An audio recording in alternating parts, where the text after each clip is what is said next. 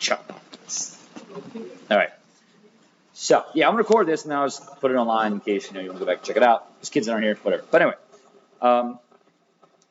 we found the slope at 1, 1, and which is great. It was 2. That was awesome. We want to know the slope at any other point. Not really, but that's what I'm asking you to find right now. I want you to find the slope at other points.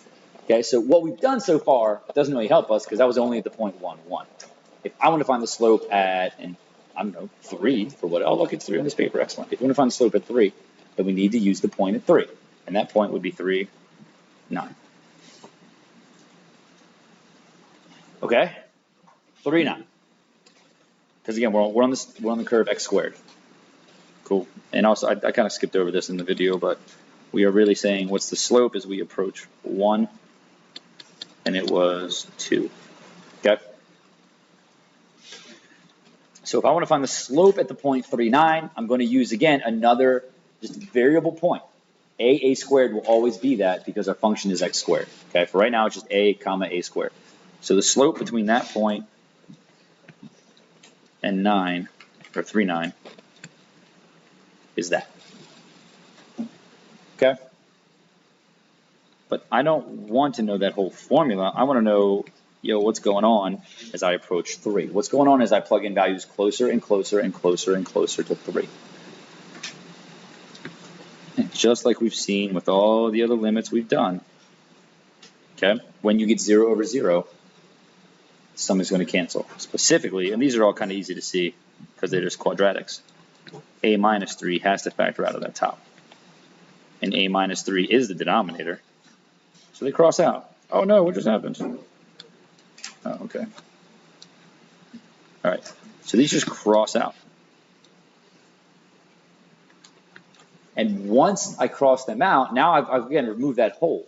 So I can see what's left over, a plus 3 is headed to 6, which means the original thing must be headed to 6. Okay? And again, that's how we define this thing. So the slope of x squared at x equals 3 is 6. Which should make a little sense, not a ton, but if you graph x squared, you can see as the x value gets bigger, here's 1, here's 3, which one's steeper? Like the line or the curve at 3 is steeper, right? So we should expect it, yeah. So, you're ruining my surprise, Nikesh, but yes, there is a pattern to all of our slopes, okay? And it is going to be double the x value. When we did it at 1, the slope was 2, right? When we found the slope at 3, the slope was 6. If Nikesh is correct, which he is, we should expect the slope at 5 to be 10, okay? We can show that it's 10 by taking the point that's there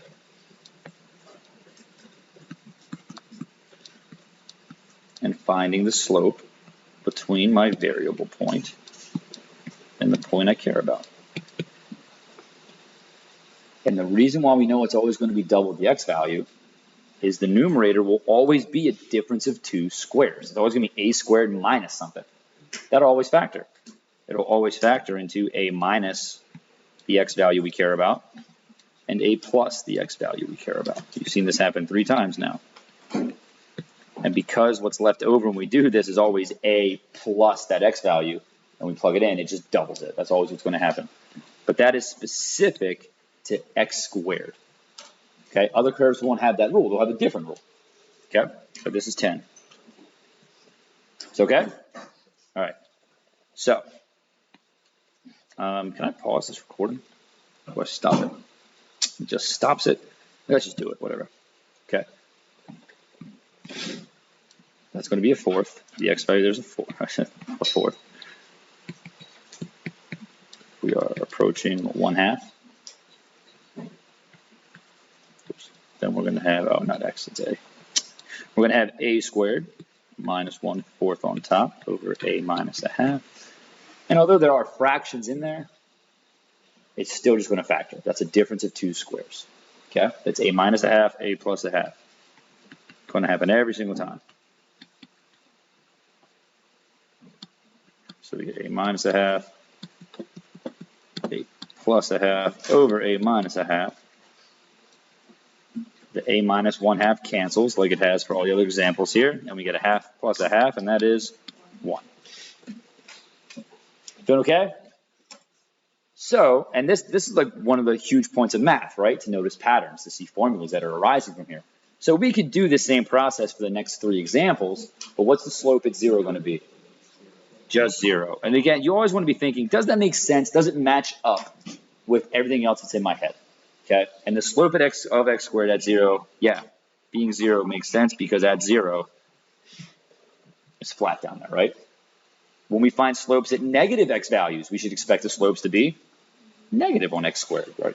Because it's decreasing over there. All the slopes are negative, right? So, and that checks out. When you find the slope here, you're going to get -4. When you find the slope here, you get -1. Easy enough? So if we had any other function, we can do the same thing, but we have to use that function, okay? And we had any other point we want to use, we could do that, okay? Now, sometimes finding the pattern is a little bit harder. So I'm going to show you ways that we get by that because we're going to use algebra instead. So we'll talk about this tomorrow, but if you want to find the formula right from the get-go instead of finding the slopes at a bunch of different points, then instead of picking a concrete point, like we picked 1, 1, right? We would pick 2 variable points. One could be a squared and one could be b squared, and find the slope between them. All right, and we'll do that tomorrow. I'll show you what's going on with that, okay? But anyway, you can see there's a pattern. Given the function y equals x squared, a new function, totally new function, that will tell me the slope is 2x. Okay? And that's something that I don't think is extremely obvious about when we first started doing this. Given a curve that's a nice smooth curve, right, that doesn't have any jagged like changes or anything, okay, there will be a whole nother function that will tell you the slope of that curve at any x value. And that gets a name. It's called the derivative. Okay? And one way we denote it is if we call the original curve y, then we can call this new function dy over dx. Okay? And all that means is like that's changing y over changing x. We'll talk about that notation later on. That just means this is the function that tells me the slope of the original function. It's called the derivative. Okay? Now, we'll get into all that stuff. But right now, I want to show you some stuff on Desmos for a second. What's happening in here?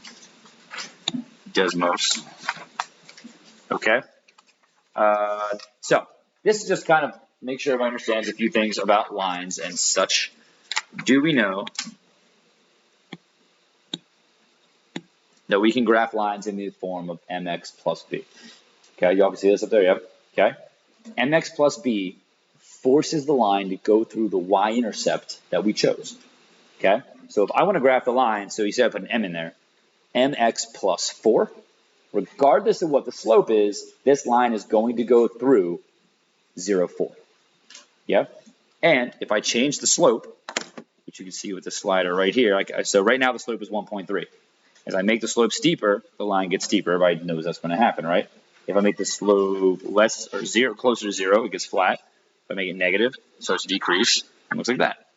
But essentially, when you use mx plus b, what you are forcing your line to do is get stuck on that y-intercept, and now you can rotate it around it, basically. That's what's happening.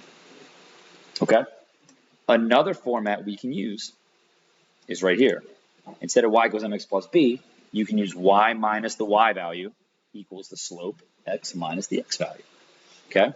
That's called point slope form. All right? That's the form I want us to use this year.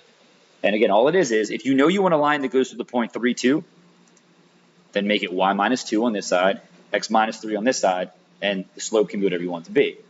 Cool? So now when I change the slope, it doesn't rotate that line around the y-intercept, it rotates it around that point. It forces it to go through that point. Okay? That's happening, by the way. Remember your transformations back in the day? If you subtract 3 from x, that moves a line to the right 3. Yeah? Because like, think about this. If I just graph the line y equals mx, that goes to the origin. Shift it 3 right, it goes 3 over. If you put a minus 2 on y, that shifts it up 2. Because technically a minus 2 on this side is really a plus 2 over here is what you're looking at. It's okay? The reason why I'm showing you that is because something. Desmos. Oh, I just want to show you this example one time here. So we were working with x squared, right? Boom. So when we found the slope at, let's say 3, I guess, okay? We found the slope there was 6, right? Okay? But I want to show you what the line that connects any point on xx squared to the point 3, 9 is y minus 9 equals the slope x minus 3, right? Does that make sense? Okay. Now, if I had to find the point AA squared, then the slope that I want up here isn't really that. The slope I want here, I don't know if you guys can stick with me here, this is a little weird, is this. Okay? So, let me zoom out here. Let's give me the 0.39. So, all I did right now is I just created this line that goes through the 0.39, it has to, and its slope is a squared minus 9 over a minus 3, which is the formula for the slope from any point on the curve to 39. And as I change A, look what happens. See that green point? I'm just moving it, but the line's following it. Okay? The slope of that blue line doesn't approach the slope of that red curve until I bring that green point really, really close to that black curve. Okay? Now what happens when I put it right on there, the blue line disappears. Why? What? There's a hole in the line. The slope's undefined, right? The slope's undefined. So you're saying, like, you can't graph it. Okay? But if you make it close to it, you can see that they're there. Okay? The point of that is this. All we're doing, if you zoom in on that point, the red and the blue are like the same exact thing. That's what we're doing. We're finding the line that the curve looks like. Okay? That line is called the tangent line. That's just a vocab word for us. You should have seen tangent lines back in geometry with circles. Okay? All curves have tangent lines, not just circles. Okay? But that's all that's going on. We're finding the slope, and if you zoom out, you can see the line just comes in, like barely kisses the curve, just touches it barely, and it keeps going. All right?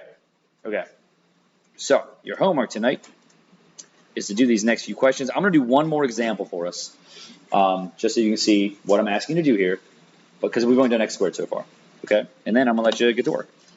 So, at the bottom of your paper, or wherever you want to do it, I'm going to do it right down here. I'm going to make up a whole new function. What's a nice function? Let's type this up here.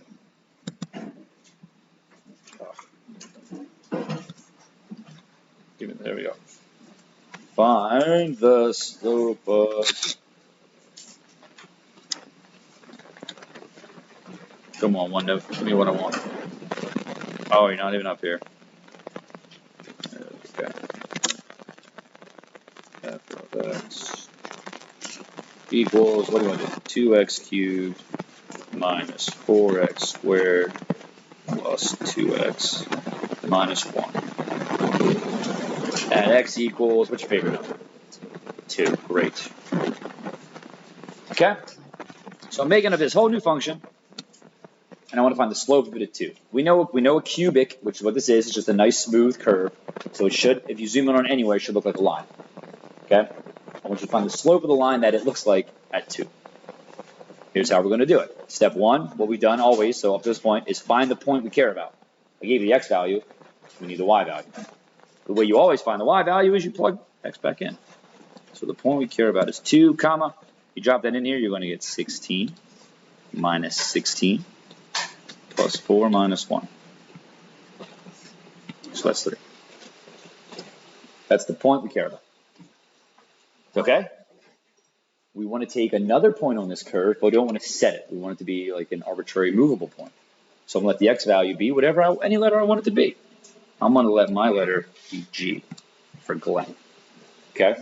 Great. That's my name. Okay. If the x value is G, then the y value has to be 2g cubed, whatever that is, minus 4g squared. It's 2g minus 1. That's any point on that curve. Okay? I want to know what the slope between them is, specifically at values as I approach 2. So we have 2g cubed minus 4g squared plus 2g minus 1. That's the y2 minus y1 minus 3 over x2 minus x1. Oh. One thing that's wrong with my notation is that x is not approaching 2, right? G is approaching 2. Sorry. Why did you add the minus 3? Because this is technically y2 minus y1. Okay? Now, when we try to plug a 2 into here, you're going to get 0 divided by 0. By the very nature of how we set this up, we have to get 0 over 0. Have to. Okay? But that means that g minus 2 is going to cancel. It automatically is going to every single time. Okay? But before we do that, we need to simplify the top, right? You can't factor that the way it is. Minus 1 minus 3 is just minus 4. So, okay, so I'm going to do that. Get rid of this. And now I know I can take a g minus 2 out of that thing. So I'm going to do that with synthetic division. And this is all just our algebra skills coming in handy. Thank you, algebra teachers. We're going to do, oh my, I hope they don't watch this video.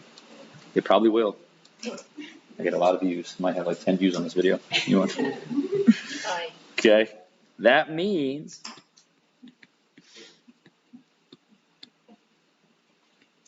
that this is going to factor into, surprise, surprise, a g minus 2 times 2g squared plus 2.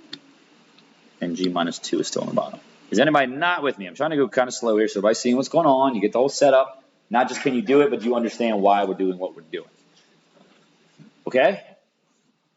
The g minus 2's are going to cancel out. And we can just drop a 2 in there now because that means there was a hole. So the original thing is approaching where that hole was. When you plug in 2, you find out where the hole was. It's, what is that, 8 plus 2, 10? Yes. So the slope of our function, 2g cubed minus 4g squared plus 2g minus 1, at 2 is 10. Sound good? And if we were to graph that on Desmos, which we should just for fun, check it out. So somebody help me out here. What was it? 2x squared, 2x cubed minus 4x squared. So there's that. Minus 1. Oh, it was minus 1. It became minus 4 because we put the 3 on the end, right? Okay. So if I graph a line that goes to the point I care about, which was y minus, what was our point? 2, 4? 2, 3. So y minus 3 equals the slope, x minus 2. You all see what I just did there? Y minus the y value of the point equals the slope, x minus the x value of the point. If I zoom in on the point 2, 3, guess what? No, this looks wrong. The slope was, I was like, something's wrong. See how it's not going to look like that? Yeah. Okay. But now, you can't tell the blue and the red apart because that line and the curve are very, very, very, very close to each other. Make sense? Like if I take away the blue, the red is still there. Okay. That's it. So for homework, try these other 4 or 3. We're going to do another bullet quiz on Wednesday. All right? I gave you back your quizzes already. That's it. Okay, you all right?